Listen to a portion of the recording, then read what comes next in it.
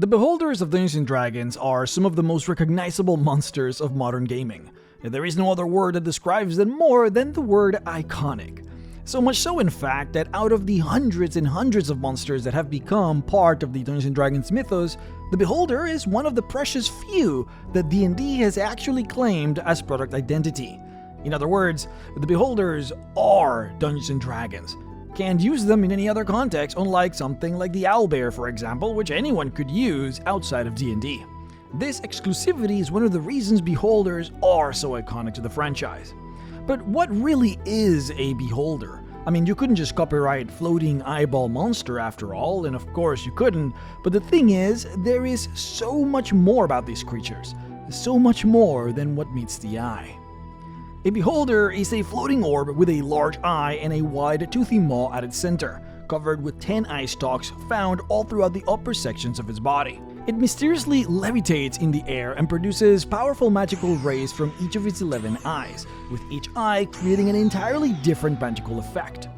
It is known as one of the most powerful creatures in the fantasy, having a genius-level intellect, possessing magic powerful enough to singularly destroy monsters in a single hit, and of course, the fabled ability of its grand central eye, able to completely disrupt the magic of anything that it sees. Any magic that its large eye gazes simply ceases to function. It is one of the most coveted abilities in Dungeons & Dragons to be able to stop that which makes the fantasy world go round. Fireballs? Not while the beholder is watching. Magical items? They don't work anymore. Not even an army of angels and devils can withstand the gaze of a beholder, for even creatures summoned by magic disappear out of existence when confronted with the power of anti-magic. The middle eye of a beholder creates a field of anti-magic that simply eliminates all magic within its view. And the most brutal part of this unbelievably powerful effect is that it just simply cannot be countered. You cannot use any spell or magical ability to counter it because magic simply will not work. No counterspell, no dispel magic, or any other powerful defensive spell can protect you from the terrifying maw of a beholder. Now, before we cover the hidden powers of the beholder, this video is brought to you by Factor, ready-to-eat meals delivered right to your home. We all know how difficult it can be, okay? Trying to manage playing Baldur's Gate 3, watching Dungeons & Dragons Honor Among Thieves, and DMing the tabletop all at the same time. There is simply no time for grocery shopping, there's no money for traditional delivery food, and certainly no energy for cooking, but that is where Factor comes into play. With Factor, you sign up for a plan where you select what meals you want, and then they get delivered to you at a weekly basis, such that all you have to do is just put the food into the oven for a few minutes, and they are as good as done. No need for prepping, cooking, or even cleaning up. It's not just normal meals that they have either. You can have breakfasts be delivered, you can have desserts, or even snacks. And they've got all kinds of options, such as keto, calorie smart, they got vegan options, and more. Thanks to Factor 75 for sponsoring today's video. Use my link to get 50% off your first Factor box and 20% off your next month of orders. That is 50% off your first order just by clicking the link in the description and signing up today, so please guys, don't miss it. But now, on to the video. Okay, so before we begin, let's go over the 5th edition monster manual to look at its stat block, just to get a baseline for how the creature functions. This here is a stat block for the creature as it is given to us for this edition. They are large-sized creatures and they are lawful evil. Now lawful, of course, in this context means that the creature follows a form of dogma, code, set of tenets, or belief structure that is likely to be bigger than itself. And then evil means that the creature is generally after itself and will take active decisions that benefit him even if it harms others. It has a natural armor of 18, but if you see down here, it has a +2 to dexterity. See, creatures with natural armor tend to increase their armor class by their dexterity modifier, so the real power of a beholder's flesh is 16, not 18, which is the lower end of iron, not too shabby, it's pretty good. It can only hover to move, but interestingly, it cannot be made prone, which basically means that you cannot mess with its flying. You cannot make him prone to cause him to fall down onto the ground, and because it hovers, it means that it floats in place regardless of whatever you do to it, even if it falls unconscious. Unless, of course, the creature dies, at which point it does fall onto the ground. Now, aside from that, they have exceptionally great mental stats, have expertise in perception, good dark vision, and they can speak deep speech, which is the language of aberrations.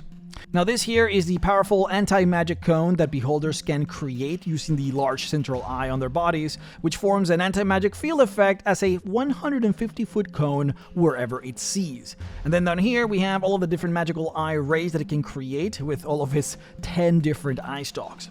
Now, the actual magic that emanates from his eye stalks have changed throughout the editions, at least some of them have, but worry not, we will cover each and every one of them in this series, including what the beholders use them for at an ecology level. Not just mechanically speaking, but trying to figure out, for example, what these creatures use these rays for in nature. That is what I consider particularly interesting. But again, we will cover that later. Now, we're also not going to cover the lore section of the Monster Manual entry. There really isn't anything in here that we're not going to cover later as we get deep into it.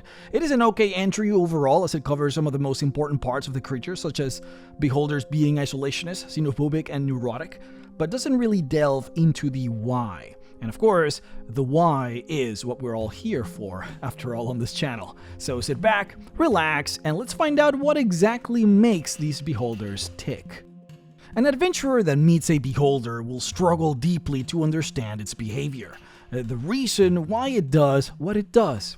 That is because the mind of these eye tyrants are inexorably alien to us. How does one even explain such a concept to a human? See, humans and many other humanoids, they have a single mind. What you see is interpreted by you based on your life experiences, biases, and preconceptions. The voice in your head is, hopefully, your own. You think it and you say it. There are, of course, outside of those, automatic processes that your brain does against your will. Sometimes your brain will trick you because it believes it to be beneficial.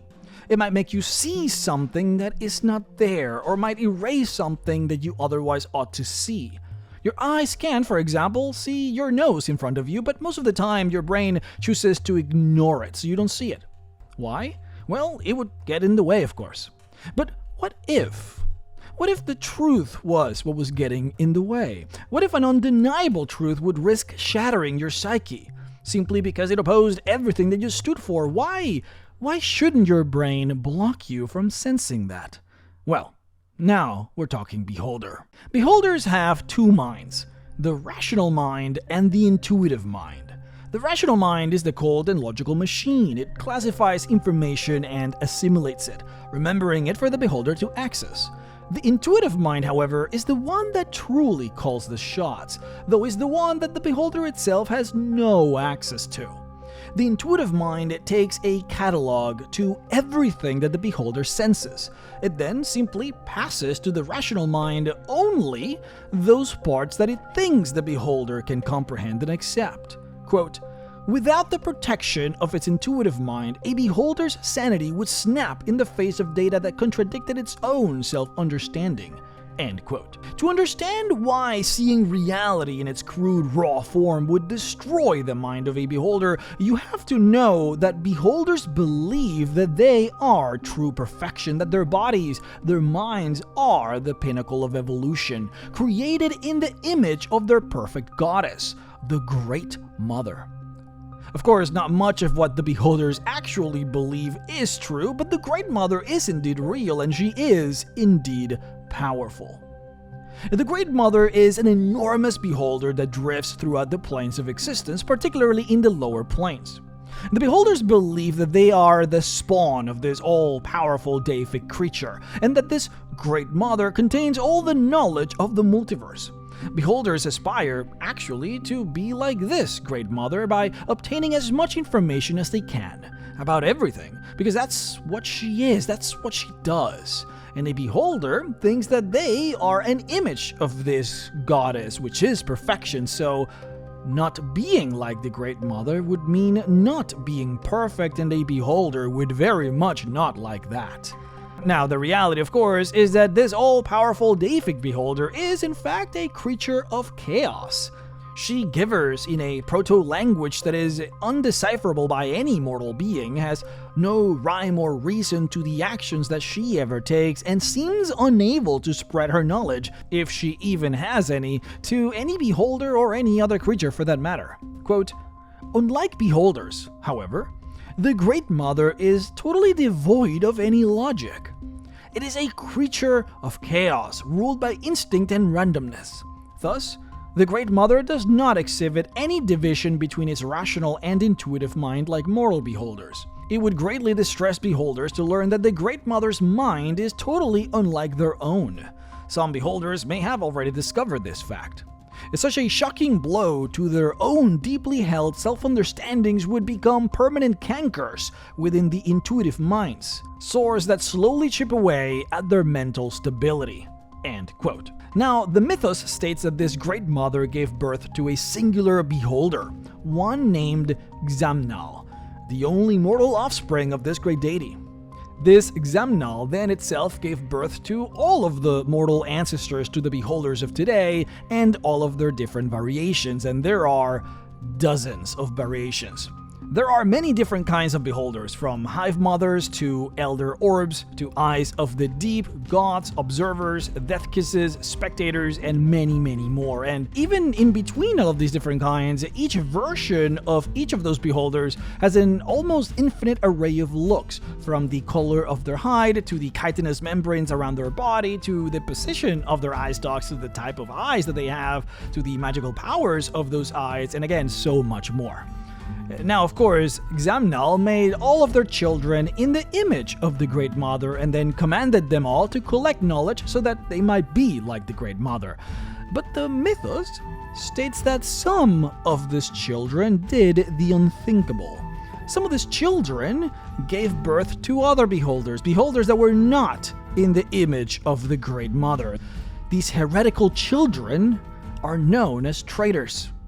The appearances of these monsters, these aberrations, then commenced a great genocidal war, fought by the true beholders against these fakes.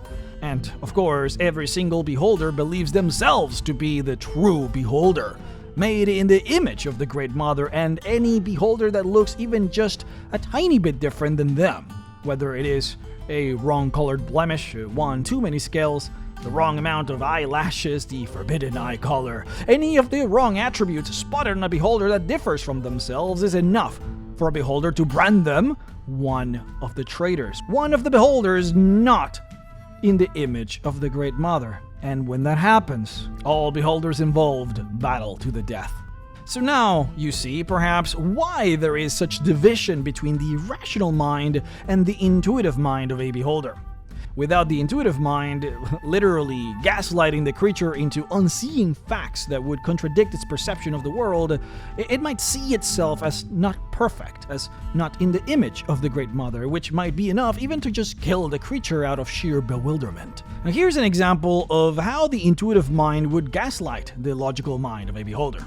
Quote, "A beholder that spawns flawed offspring experiences a serious psychological trauma. After all, such flawed children represent the greatest offense to the one pure beholder breed. The beholder's intuitive mind then steps in to protect the devastated creature. It takes control of the beholder without hesitation and attempts to slay or drive off the flawed offspring without letting any memory of the event filter into the rational mind. After the beholder kills his offspring and calms down, the rational mind once again takes over. If for whatever reason the rational mind eventually realizes that it did not experience a proper birth, the intuitive mind will step in and suggest possible causes for such an event. With the help of the intuitive mind, the coldly logical powers of the rational mind begin to ruthlessly deduce the obviously external causes of the event. It may eventually decide that the beholder has been poisoned or tampered with in some way. This usually spins the beholder into a paranoid frenzy. Alternatively, it could proceed from the given that such a flawed birth is just an impossibility. Therefore, the whole memory was simply a magical induced hallucination. Again, this thought fuels its deep-seated belief that something wishes to harm the beholder." End quote. Now, how does all of this wrap around to summarize the core of the beholder psychology? Well, it can be summarized into 4 simple core tenets. 4 concepts that explain the foundational thought process of how every beholder is going to function. Number 1 is I represent the ideal. This one is straightforward. Every particular breed of beholder will see itself as the paragon of what being a beholder is. All other breeds, even those with even the tiniest of differences, are flawed. And number 2 is nothing that is not ideal has a right to exist. It exists only for my purposes. In other words, only that which is perfect has a right to exist. Quote, this belief justifies the beholder's enslavement or destruction of any creature not like itself. Beholders make no distinction between flawed sentient and flawed non-sentient creatures. Neither kind of creature has any worth at all when compared to the ideal beholder. Occasionally, a beholder will encounter an enemy that it just cannot destroy, such as a village protected by powerful adventurers. In such cases, the beholder will assume that another member of the ideal breed is somehow working with its enemy. This quagmire of logic represents the only way that a beholder can rationalize the continued existence and power of obviously inferior creatures. Many beholders use this type of faulty thinking to justify their innate paranoia. End quote. So as you can see, when it comes to adventurers, a beholder will either think that they are worthless creatures with no right to exist or worthless enough fit only to serve it, or that they're working for an enemy true beholder. At which point, well, what happens? How does a beholder deal with other true beholders? Don't worry, we will get to that. Number 3 is knowledge is power. Now, this particular ethos is not unique to beholders. In fact, many sentient creatures share this similar ethos. Anyone with a brain can understand that knowledge brings about not just power, but influence, wealth, skill, and perhaps more importantly, the ability to enact one's will upon the world. Beholders, however, seek to make this ethos the forefront of most of their actions. Intriguing as well, this desire does not start from the need of a particular bit of knowledge, as in, the beholder does not necessarily seek this knowledge so that it can apply it. Instead, it just simply seeks all manner of knowledge that it does not have, for all knowledge is power, even that which it might not be able to actively use. There are of course levels to this. Not all knowledge is made equal, and a beholder will not waste time on inconsequential knowledge when it can invest its efforts on acquiring more powerful and more valuable knowledge instead. However, the way that a beholder seeks this knowledge can seem alien to those around it. Beholders do not understand the social structures of other species. They do not know that a farmer is bound to have less knowledge than a merchant, or a knight, or a wizard in a tower. Therefore, you might see a beholder attempt to ransack a farm in search of obscure knowledge, potentially interrogating the farmer about its location. And then the last one, number 4, it is necessary to acquire knowledge at any cost. I have knowledge, others do not. Some of these ignorant creatures are of the ideal breed.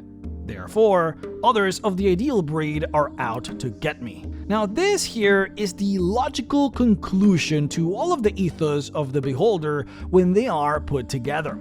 Knowledge is power and must be acquired at all cost.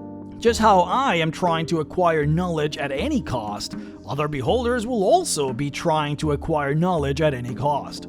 I have knowledge that they don't have, so it makes sense that they will try to get the knowledge that I have at any cost. This is the core of what drives the incessant paranoia that fuels the beholder. This is what causes the beholder to take proactive actions to trap its lair, to think of thousands of possibilities for how it could be attacked, to distrust any creature that it sees, and to think that everything that happens is a reflection of an enemy trying to outdo them. Now, these 4 points, like I said, are the foundation of what constitutes the beholder's frame of mind. A beholder that possesses these 4 core points will be paranoid, will be isolationist, and will be a xenophobic creature, unfit to exist in any form of society, likely to attack or enslave anything that it sees. When a beholder is, however, instead seen as part of a society, such as a beholder found in a human city, for example, it is almost always because they are missing one or more of these core tenets, which can happen. These beholders are denominated as demented by their peers. Quote, occasionally, beholders lose their belief in one or more of the above tenets. Sometimes this comes out as a result of an encounter that challenged one of those assumptions. Some sages also believe that a chemical imbalance in the brain, whether as a result of injury or mutation, causes the affected beholder to behave oddly. Whatever the cause, once a beholder abandons any of its core beliefs, the other beholders of its community brand it as demented. The abandonment of one or more core beliefs does not automatically change the beholder into a force of good. No matter what their outlook, beholders remain a profoundly alien species.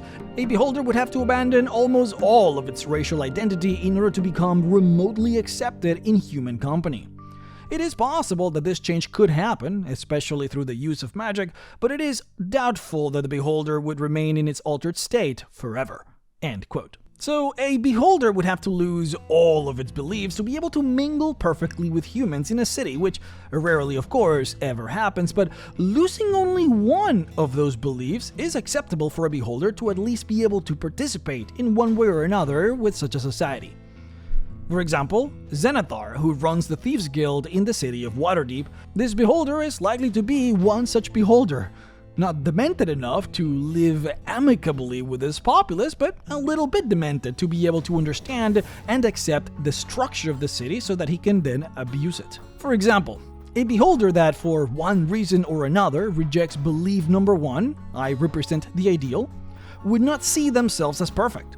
This means that such a beholder would have no reason to be paranoid about other beholders trying to kill them, since they would be, by their own definition, beyond their notice.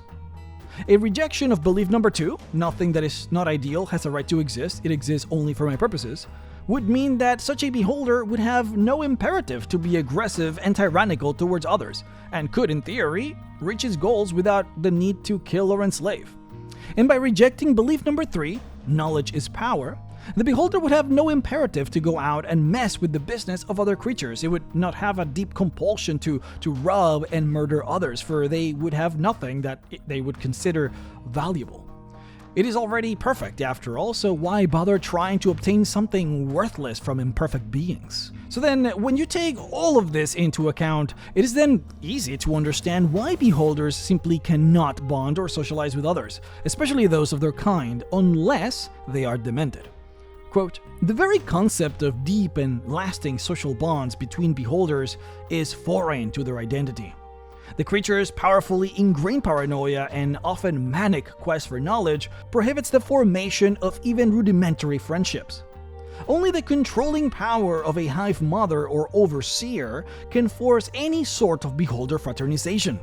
The tendency to reject social bonds of any sort naturally carries over to the realm of reproduction. Unlike humans and demi-humans, who often choose mates based on physical and mental attractiveness, beholders view physical and mental difference with hostility.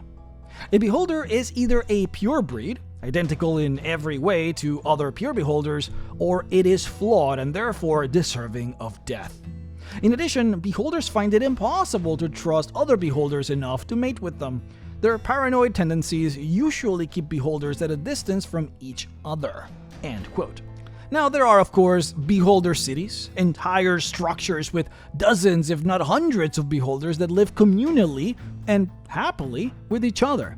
This does have to do with the special type of beholder that I just mentioned, the hive mother and the overseers, which with their own special abilities appear to be able to muffle the beholder's fourth core belief, that knowledge must be obtained at any cost.